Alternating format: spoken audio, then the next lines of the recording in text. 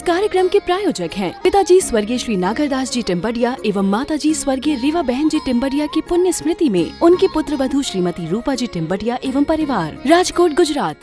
नमो अरिहंताणम, नमो सिद्धाणम, नमो ऐर्याणम, नमो वज्रायाणम, नमो लोये सव्यसाहुणम। ओकारं बिंदु संयुक्तं नित्यं ध्यायन्ति योगिनः कामदं मोक्षदं चैव ओंकाराय नमो नमः। अविरल शब्द घनोग प्रक्षालित सकल भूतल मलकलंका मुनिभिरुपासित तीर्था सरस्वती हरतु नो दुरितान्। अज्ञानतिमिरान्धानां ज्ञानाञ्जनशलाकया चक्षुरुन्मिलितं येन तस्मै श्रीगुरुवे नमः। श्रीपरम गुरुवे नमः। परम्पराचार्य गुरुवे नमः। सकल कलुष विध्वंसकं श्रेयसां परिवर्धकं धर्म संबंधकं भव्य जीव मन प्रतिबोधकारकं पुण्य प्रकाशकं पाप प्रणाशकमिदं शास्त्रं श्री संयम प्रकाशनाम ध्येयम्। अस्य मूल ग्रंथ कर्तारे श्री सर्वज्ञ देवास तदुत्तर ग्रंथ कर्तारे श्री गणधर देवा प्रति गणधर देवास तेषां वचनानुसारम् आसाद्य आचार्य श्री कुंदकुंदामनाय आचार्य सूर्यसागरेण विरचितं श्रोतारे सावधानतया शृण्वन्तु। मंगलम भगवान वीरो मंगलम गौतमो वणि मंगलम कुंदकुंदाद्यो जैन धर्मोस्तु मंगलम सर्वमंगलमांगल्यम सर्वकल्याणकारिकम प्रधानम सर्वधर्माणां जैनम जयतु शासनम जैनम जयतु शासनम जैनम जयतु शासनम। संयम प्रकाश नाम का यह ग्रंथ सामने विराजमान है। महाराज साहब सूर्य सागर जी द्वारा लिखी गई यह सुंदर रचना है और इस रचना में भव्य जीवों के लिए, पात्र जीवों के लिए छोटी छोटी सी बातें देशना के रूप में बतलाई जा रही है, माने सिखाई जा रही है। छोटी छोटी सी बातें समझा रहे हैं। हमने बहुत सारी बातें यहाँ समझी है, बहुत सारी बातों को हमने यहाँ सीखा है। जीवन में उतारने के लिए उपयोगी है ये सब बातें। कल भी हमने चाहे समझ लीजिए आप कौन सी सप्तमी, इन्होंने निर्दोष सप्तमी कह करके एक शब्द दिया था। नया ही सुना था निर्दोष सप्तमी क्या होता है। निर्दोष सप्तमी के दोष को कल हमने यहाँ आपके बीच में देखा कि आखिर इस निर्दोष सप्तमी में क्या दोष है। और आज फिर एक छोटे से नए प्रकरण को लेकर के आगे बढ़ रहे हैं जिसमें रात्रि पूजन के निषेध की चर्चा है। रात्रि में पूजन होती है क्या? जैन आमनाय में, जैन समाज में रात्रि में पूजन की जानी चाहिए क्या? क्या हम रात को पूजन करें? कहीं हो रही हो तो उसका समर्थन करें? तो थोड़ा सा तर्क युक्तियों से समझा रहे हैं। फिर विकृतियाँ कहाँ कहाँ तक चल गई, कैसे कैसे चल गई, ये सब बड़ी बातें हैं। बहुत ज़्यादा समझने समझाने जैसा विषय तो नहीं है, समझाने जैसा तो नहीं है, इसलिए पढ़ूंगा, लेकिन एक बार पढ़ने और समझने जैसा ज़रूर है। देखिए, अपन लोगों ने तो नहीं देखा है, लेकिन फिर भी हो रही है जगह जगह। रात को पूजन भी हो रही है, रात को कलश भी हो जाते हैं। फेरों में तो देखी ही होगी, फेरों के समय देव शास्त्र गुरु को अर्घ चढ़ाए जाते हैं। दुनिया भर में हो रही है ना। अपने घर की शादी में अपन ने जरूर नहीं करवाया हो, हमने नहीं कराया हमारे घर में शादी, आपने नहीं कराया आपके घर में शादी है, लेकिन दूसरों के घरों की शादियों में तो देखा ही होगा ना। मध्य रात्रि के फेरे, मध्य रात्रि के फेरे। तो फेरों में क्या होता होगा हर्षवर्धन जी साहब? फेरों में क्या होता होगा? वही तो सारे अर्घ पढ़ते हैं, वही तो सब पूजाएं की जाती हैं, वही तो सब देव शास्त्र गुरु के होते हैं। ये सारी दशाएं हमने देखी हैं, समाज में हो रही है। दीपावली के प्रसंग पर होती है, रात्रि में होती है, दीपावली पूजन के नाम पर होती है, ज्ञान पूजन के नाम पर होती है, केवल ज्ञान की पूजन के नाम पर होती है, इंद्रभूति के नाम पर होती है, लक्ष्मी पूजन के नाम पर होती है, इंद्रभूति गौतम को केवल ज्ञान की प्राप्ति के नाम पर होती है, और न मालूम कहाँ कहाँ, है ना। देखो 421 नंबर पेज निकालिए जहाँ अपना प्रकरण चल रहा है। इस प्रकरण में क्या कह रहे हैं? दिगंबर जैन समाज में आजकल जो बहुत से जैन रात्रि पूजन करने लगे हैं, ये कहाँ तक ठीक है? आगमानुकूल है या नहीं? करने लगे हैं लोग, किसी भी नाम पे कर रहे हो, किसी भी बहाने कर रहे हो, आगमानुकूल है या नहीं? उत्तर, दिगंबर जैन सिद्धांतों में रात्रि पूजन का विधान नहीं है, बल्कि अनेक स्थलों पर रात्रि पूजन का निषेध मिलता है। लो, रात्रि पूजन का विधान तो है ही नहीं हमारे यहाँ शास्त्रों में। पूजन का विधान तो कैसे हो सकता है? अपितु निषेध और मिलता है। क्या? देखिए प्रश्न, कौन कौन से ग्रंथ में किस किस स्थान पर निषेध मिलता है, ये बतलाइए। कहाँ कहाँ पर मिलता है इसका निषेध, उसका वर्णन सुनो। निम्नलिखित प्रमाण देखिए। यत्र नास्ति यत्ते वर्ग संगमो, यत्र नास्ति गुरुदेव पूजनम, यत्र संयम विनाशी भोजनम, यत्र संसृजति जीव भक्षम। यत्र, ये कहाँ का प्रकरण है? ये सब अमित गति श्रावकाचार्य का ये प्रकरण दे रहे हैं। यत्र सर्व शुभ कर्म वर्जनम, यत्र नास्ति गमनागमन क्रिया, तत्र दोष निलये दिनात्यये धर्म कर्म कुशलान भुंजते। क्या क्या क्या गजब गजब की बात कह दी है। माने इतने गजब के तर्क दिए हैं, आपको पढ़ करके चित्त प्रफुल्लित हो जाएगा। ये हमने इस तरह के तर्क आपको पहले भी दिए हैं। रात्रि में भोजन का जब निषेध किया, रात्रि भोजन निषेध संबंधी हमारे 4 प्रवचन हैं।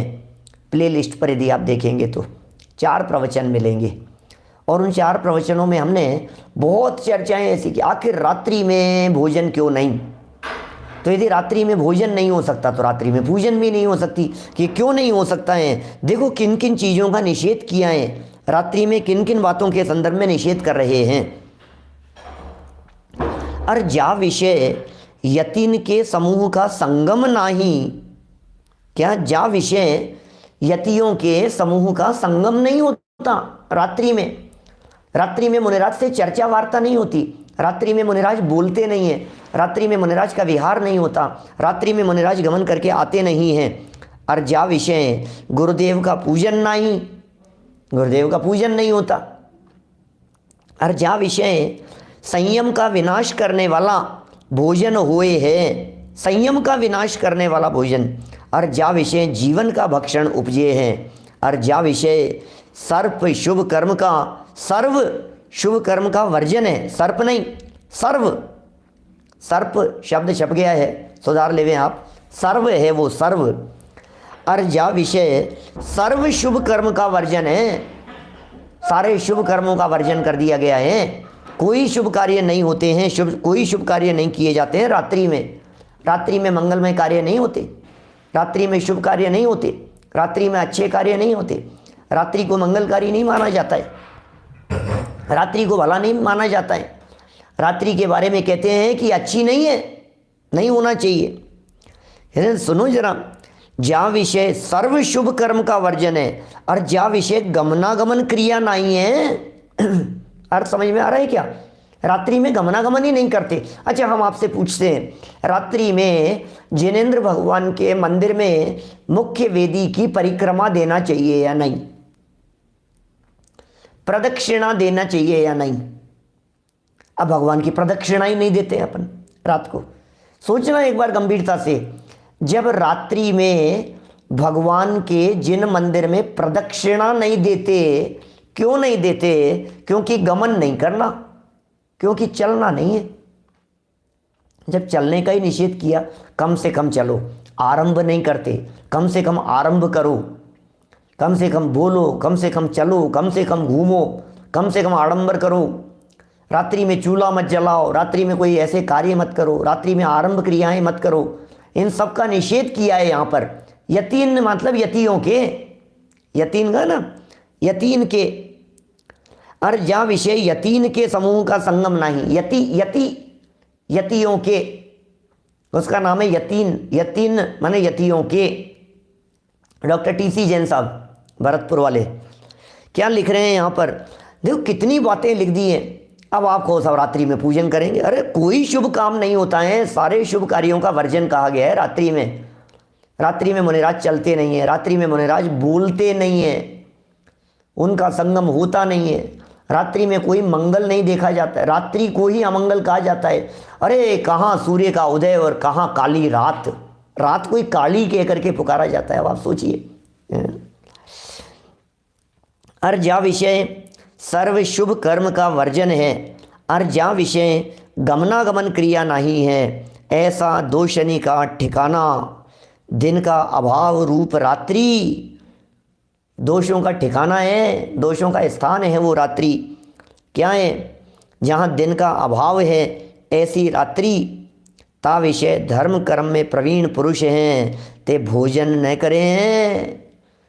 धर्म कर्म में प्रवीण पुरुष वहाँ उस जगह पर उस समय में भोजन भी नहीं करते हैं। कैसे बात करें साहब, सारे खोटे काम रात्रि में होते हैं, चोरी रात को होती है, कुशील व्यभिचार के काम रात को होते हैं, छिप करके होते हैं, डाके रात को डाले जाते हैं। अंधेरे के अंदर क्या क्या पाप नहीं होते हैं, जितने खोटे कार्य देखे जाते हैं सब अंधकार में देखे जाते हैं। यहाँ सब निषेध कर दिया गया है भैया। रात्रि नहीं, दिन में पूजन, दिन में फेरे, दिन में भोजन, दिन में आयोजन, सब दिन में। इसलिए सब शादी भी दिन में करो, फेरे भी दिन में करो। अब आपको जो रखना हो रात्रि में, जो आयोजन थोड़ा बहुत कुछ आपने कर लिया जो कर लिया, लेकिन पूजन वगैरह रात्रि में नहीं होवे, फेरे रात्रि में नहीं होवे, इसका बराबर ध्यान रखना चाहिए।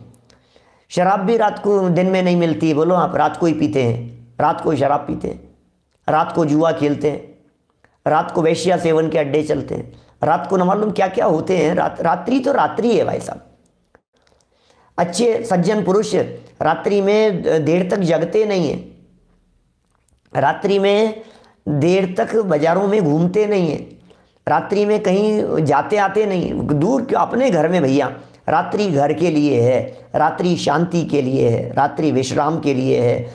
इस रात्रि को, काली रात्रि को तो सो के निकाल दो एडवोकेट साहब, ऐसा है, सो करके निकाल देना चाहिए इस रात्रि को। सो जाओ और निकल जाए, और प्रातः काल जल्दी उठ जाओ ब्रह्म मुहूर्त में, सूर्योदय होने के पहले पहले, फिर शुभ वेला शुरू हो जाती है फिर उस समय से। और देखिए यहाँ और भी कहा है, देव गुरुवोर चरण नाया कार्यम रात्रौ न संचरेत, तस्मात् पापाद शुभम ही सह नरके याति ध्रुवम।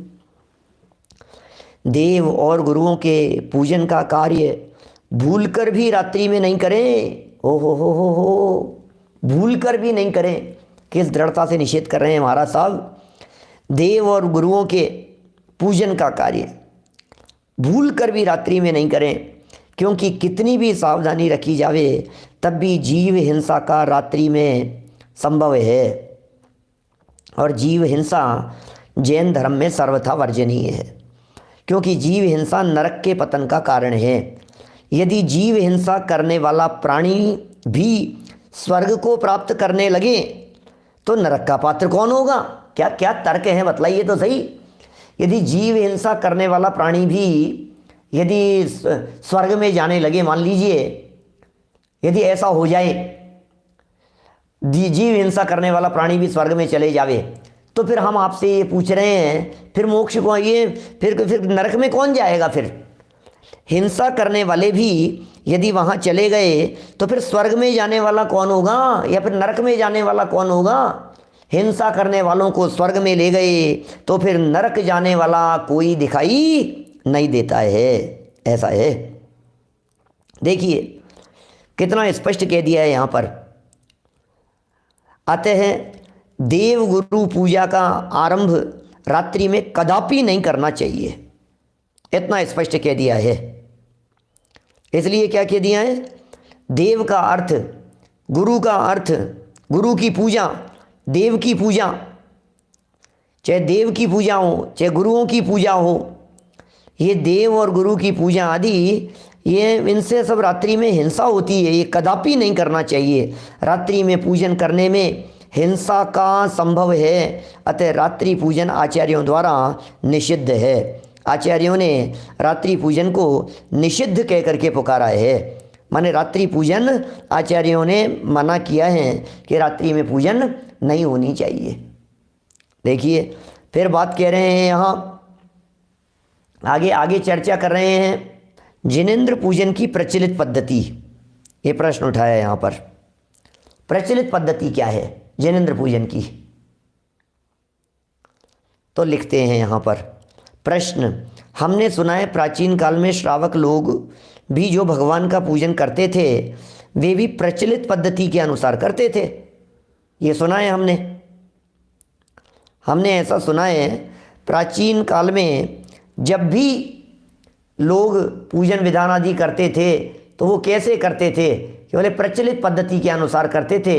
ये बात हमने सुनी है कि जैसी प्रचलित पद्धति थी उसके अनुसार करते थे। तो फिर आप क्या करें, अभी भी वही काम करना चाहिए। वे भी प्रचलित पद्धति के अनुसार करते थे, सो ठीक ठीक निर्णय कीजिए कि पहले भी आजकल के अनुसार श्रावक पूजन करते थे या नहीं, या कुछ अंतर था। माने पहले जो पूजन पद्धति चलती थी वो और आजकल जिस तरह के लोग पूजन कर रहे हैं वो, इन दोनों में कुछ अंतर है या नहीं, यह बात बतलाइए। इन दोनों में क्या अंतर है, इस बात का आप थोड़ा सा निर्णय दीजिए, इस बात के बारे में थोड़ा सा आप समझाइए। ये यहाँ पर लिख रहे हैं, जवाब देखिए जरा क्या कह रहे हैं। प्राचीन काल में जो श्रावक लोग होते थे, माने जो श्रावक लोग पुराने समय में होते थे, उनके घर में जिनेंद्र भगवान के उपदेशानुकूल सदा ही प्रवृत्ति रहा करती थी। उनको किसी प्रकार का नया फंड बनाकर, पॉइंट नोट करने जैसा है, समझने जैसा है, बात यहाँ क्या कही जा रही है उस बात को समझ लेना। ये क्या कह रहे हैं, नया फंड बनाकर पूजन का आडंबर आज का सा नहीं करना पड़ता था। पुराने जमाने में कोई नया फंड वंड नहीं होता था, आडंबर नहीं करते थे। आजकल के समय में तो बहुत आडंबर होने लग गए हैं, आडंबर बहुत हो रहे हैं पूजन के नाम पर। अभी सुनिए यहाँ क्या कह रहे हैं, आडंबर आज का सा नहीं करना पड़ता था। उनके यहाँ तो जिनेंद्र भगवान की पूजन की विधि थी, वह दैनिक क्रिया में सरल रूप से चालू थी। इसमें उनको किसी प्रकार की अड़चन नहीं थी। समझ रहे हैं आप, दैनिक पूजन की जो पद्धति थी उनमें किसी भी प्रकार की उनको कोई अड़चन नहीं थी। प्रश्न, उनकी दैनिक क्रिया किस रूप में से हुआ करती थी? प्रश्न उठाया इस तरह का, भाई दैनिक क्रियाएं किस रूप से हुआ करती थी, इसके बारे में बताइए। तो उत्तर देते हैं हाँ, उन श्रावकों के घर में भोजन क्रिया की शुद्ध आमनाएं थी। माने श्रावकों के घर में ही शुद्ध भोजन बनता है। वास्तव में तो सच्चे श्रावक वे ही हैं जिनके यहाँ कम से कम भोजन आदि शुद्ध रीति से बनता हो। जिस प्रकार अन्य सब पदार्थ मर्यादित रहा करते थे, उसी प्रकार जल भी रहा करता था। सारे पदार्थ मर्यादित रहते थे, जल भी मर्यादित रहता था। सो वह श्रावक अपनी दैनिक क्रिया से निवृत्त होकर शुद्ध वस्त्र धारण कर, पूजन का द्रव्य शोध कर, अपने घर से पानी छानकर, उससे द्रव्य धोकर और शुद्ध जल के छोटे छोटे 2 कलश लेकर मंदिर जी में जाते थे और एक लोटा हाथ में ले जाते थे। उससे अपने पांव धोकर मंदिर जी में चले जाते थे।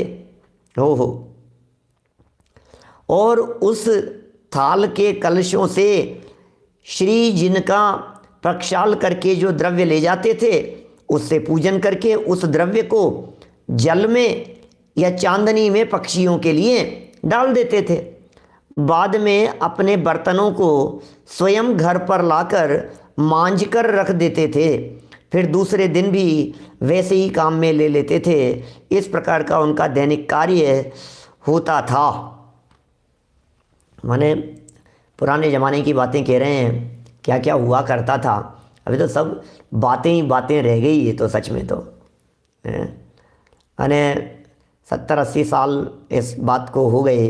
कैसी सुंदर व्यवस्था थी, घर से द्रव्य लाते थे, धो करके लाते थे, शुद्ध जल का उपयोग करते थे, पवित्र जल का उपयोग करते थे, कितना विवेक रखते थे वास्तव में। अपने हाथ से करते थे, पुजारियों से नहीं करवाते थे, खुद करते थे। द्रव्य धोना, शोधना, पहले शोधना फिर धोना, फिर धो करके उसे शुद्ध जल से, पवित्र जल से धो करके फिर थाली सजा करके ले करके आना, मंदिर में शुद्ध जल से ही प्रक्षाल आदि करना, पूजन करना, फिर बर्तनों को ले जा करके माने वो जो सामग्री वगैरह चढ़ा दी है उनको तो चढ़ा दिया इधर उधर क्या, और उसके बाद जो बर्तन होते थे फिर खुद ही ले जाते थे। माने पूजन के बर्तनों को भी मंदिर के माली वगैरह से, व्यास वगैरह से, उनसे नहीं मंजवाते थे, खुद ही करते थे भाई साहब। जैसे आजकल कार सेवा कहते हैं ना क्या, वो सब ऐसा ही है। संजय जी भाई साहब, आप कह रहे हैं कि दादाजी को देखा है, तो देखा होगा, बिल्कुल हो सकता है इस तरह की बातें ऐसा करते हुए। देखिए लिख रहे हैं आगे, प्रश्न उठाया, यदि ऐसा ही है तो आजकल मंदिरों में वैसे कार्य क्यों नहीं होते, इतना अंतर क्यों हो गया धीरे धीरे करके। माने ये सारा जो होता था, जो भावों की विशुद्धि होती थी, उन सब ये सब क्यों बदल गया है और आजकल क्यों परिवर्तन हो गया है। माने इससे ऐसा नहीं समझना चाहिए कि इसमें बहुत ज़्यादा आडंबर होता था और इसमें बहुत ज़्यादा मेहनत होती थी और समय लगता था। ये सब बहुत रूटीन काम था और 2-5 मिनट से ज़्यादा नहीं लगता था इन सब चीज़ों में।